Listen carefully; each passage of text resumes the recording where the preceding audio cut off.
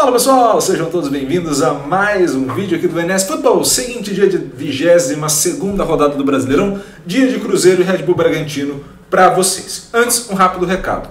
Ao final desse vídeo aparecerá um card para vocês clicarem aqui no YouTube e serem direcionados para a playlist da 22ª rodada. Lá vocês vão ter todos os jogos do Brasileirão até esse momento com as suas prévias e análises individualmente de cada um dos jogos, tá? Então, poxa, quero acompanhar os jogos dos rivais aqui da região, ou até mesmo quero ver como que a minha equipe vai ficar na tabela depois dessa rodada. Acompanhe lá não só a sua equipe de coração, mas também as demais equipes e divirta-se, tá? Dito isso, vamos para o jogo agora entre Cruzeiro e Red Bull, tá?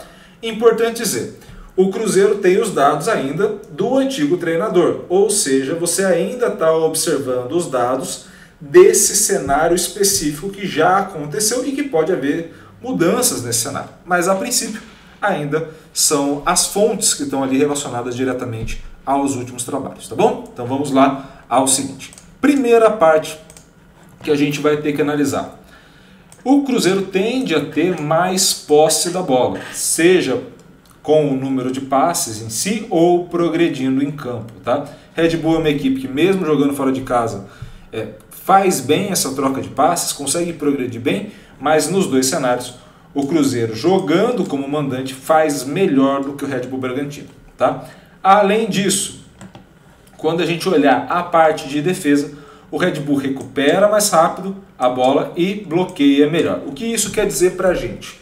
Isso quer dizer o seguinte: na hora de recuperação, o Red Bull vai melhor do que o Cruzeiro. Na hora de manter a posse, o Cruzeiro vai melhor do que o Red Bull. Ou seja, o Red Bull tem como estratégia recuperar essa bola rápido e atacar rápido. Então eu não deixo que o meu adversário faça ações, mas também não uso esse tempo todo para que eu consiga ter um volume alto de ações para a minha equipe. Basicamente eu uso essa estratégia para explorar os campos, os espaços vazios que vão ter depois que eu recuperar essa posse, tá? Nesse cenário eu tenho um goleiro do Cruzeiro, aí sim, Rafael Cabral, como grande destaque na hora da defesa.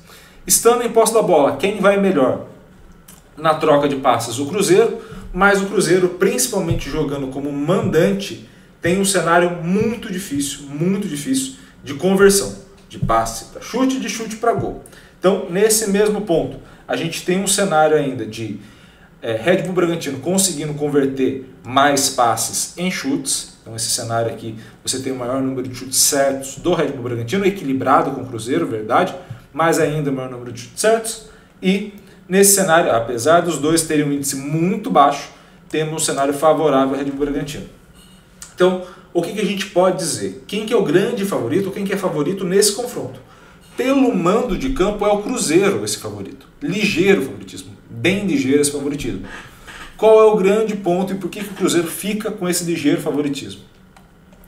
Nos critérios que mais pesam, bloqueio, defesa, chute e gol, você tem um cenário onde o Cruzeiro vai muito próximo ao Red Bull Bragantino em bloqueio, chute e gol, tá? E aí, Iago, mas é 3 contra 8. Mas tem clubes que tem 20, 25 nessa conversão para chute e gol. Então, 8 e 3 são basicamente muito difíceis de sair o gol entre uma equipe ou outra, tá? E acaba não pesando tanto. Mas aí quando você desce lá na última e vê o quanto que o Rafael evita de gol em relação ao Bragantino, você consegue ver essa vantagem do Cruzeiro, principalmente nessa última etapa. Por estilo de jogo, Cruzeiro jogando contra equipes parecidas com o Red Bull e o Red Bull jogando contra equipes parecidas com o Cruzeiro, aí as coisas ficam numa tendência de empate 51-50 de overall, tá? E o que muda desse Cruzeiro jogando contra uma equipe próxima ao Red Bull Bragantino de jogar em casa? O que acontece basicamente?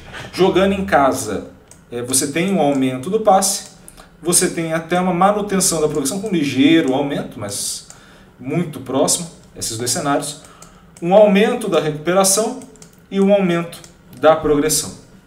O que isso quer dizer pra gente? Que essa equipe fica em posse da bola mais vezes, mas tem dificuldade em encontrar o chute, dificuldade em converter e também tem aí a manutenção dos índices de defesa, de bloqueio ou de defesa do goleiro em si, tá? Então, esses cenários que a gente está observando é um cenário para o Cruzeiro de muita dificuldade de conversão para gol. Então você vai colocar o jogo na tua TV e você vai analisar um Cruzeiro dominante em relação ao Red Bull Bragantino. Mas o Red Bull Bragantino mais perigoso na hora de converter, porque explora melhor os espaços vazios. E aonde está essa vantagem do Red Bull, principalmente em adversários como o Cruzeiro, que é essa parte em azul aqui? Você tem uma melhora ainda no bloqueio, ou seja, se você já enfrenta uma equipe que tem dificuldade em converter para gol, além disso, você passa a ter um cenário onde eu melhoro o meu bloqueio, ou seja, eu posiciono mais jogadores atrás da linha da bola e isso dificulta a finalização adversária. Na hora que eu consigo contra-atacar, eu utilizo o mesmo número de passos, progrido mais ou menos a mesma coisa e consigo finalizar mais ou menos o mesmo tanto. Ou seja, eu melhoro de um lado essa estratégia de recuperação da posse e atacar os espaços livres. Então esse é o grande ponto do Bragantino em relação ao Cruzeiro, tá? Favoritismo? Ligeiríssimo favoritismo para o Cruzeiro, mas ligeiro favoritismo.